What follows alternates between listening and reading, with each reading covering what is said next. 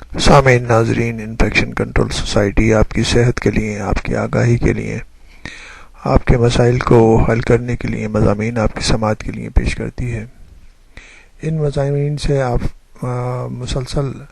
فائدہ اٹھاتے رہیں اور اس کے بارے میں، بیماریوں کے بارے میں مختلف معلومات آپ کی سماعت کے لیے پیش کی جاتی رہی ہیں،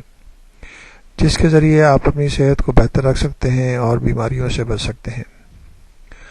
آج کل کے جیسے ہم نے آپ کو بتایا کہ موسم بہار کی آمد ہے، تو پوری دنیا کے اندر اس موسم کے اندر نئے نئے پھول کھلتے ہیں، نئی یعنی کہ گارڈننگ کی نئی یعنی کہ جتیں سیٹ ہوتی ہیں، اور اس کی وجہ سے جو درختوں کے اندر بھی پھول آتے ہیں، ان کے جو پھولوں کے پولنس ہیں وہ ہوا کے ذریعے لوگوں تک پہنچتے ہیں اور اس سے جو ہے کچھ الرجی کے اسباب پیدا ہوتے ہیں۔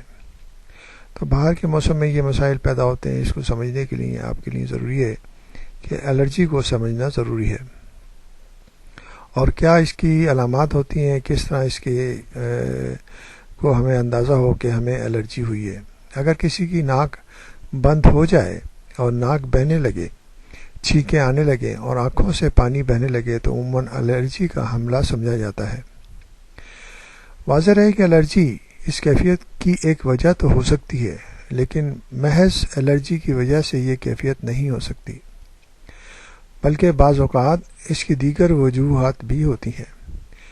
یعنی کہ جو چھینکوں کا آنا ہے، ناک بند ہونا ہے، ناک بہنے کا عمل ہے یا آنکھوں سے پانی بہنے کا عمل ہے، اس میں اس کی کئی اور وجوہات بھی ہو سکتی ہیں۔ بعض دفعہ وائرل انفیکشن میں بھی یہ مسائل آ جاتے ہیں،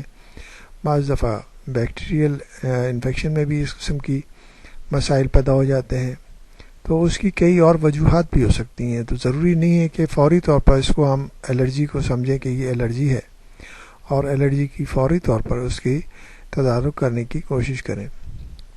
اس کیفیت کی ایک وجہ تو ہو سکتی ہے، جو الرجی بھی ہو سکتی ہے، لیکن محض الرجی کی وجہ سے یہ کیفیت نہیں ہو سکتی، بلکہ اکثر اوقات اس کی دیگر وجوہات بھی ہو سکتی ہیں۔ ماہرین کے مطابق جو ہی یہ علامات شروع ہوں تو خود تشخیصی کی جائے اور نہ ہی الرجی سے بچاؤ کی ادویہ کھانی چاہیے، بلکہ فوراً مستند معالج سے رابطہ قائم کیا جائے۔ دنیا کی 1/4 آبادی ایسی ہے جس میں موروثی طور پر الرجی سے متاثر ہونے کا رجحان پایا جاتا ہے، اور یہ بھی ایک وجہ ہے کہ موروثی اثرات کی وجہ سے الرجی کے مسائل پیدا ہوتے ہیں۔ تو جیسا کہ ہم نے آپ کو بتایا کہ پوری دنیا کی 1/4 پاپولیشن ایسی ہے جس میں موروثی طور پر الرجی کے ہونے کے رجحان پایا جاتا ہے۔ ماہرین کے مطابق اگر والدین میں سے کوئی ایک بھی کسی قسم کی الرجی کا مریض ہو تو اولاد کے لیے اس کا خطرہ 50% تک بڑھ جاتا ہے، یعنی 50% بڑھ جاتا ہے۔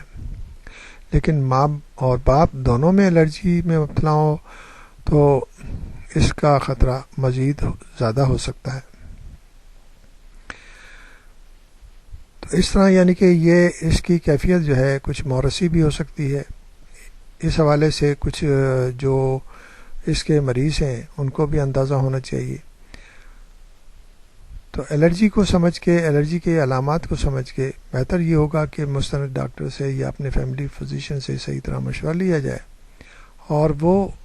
معائنہ کر کے یا ہسٹری لے کے آپ کو صحیح طور پر اس کے علاج کے بارے میں بتائیں گے۔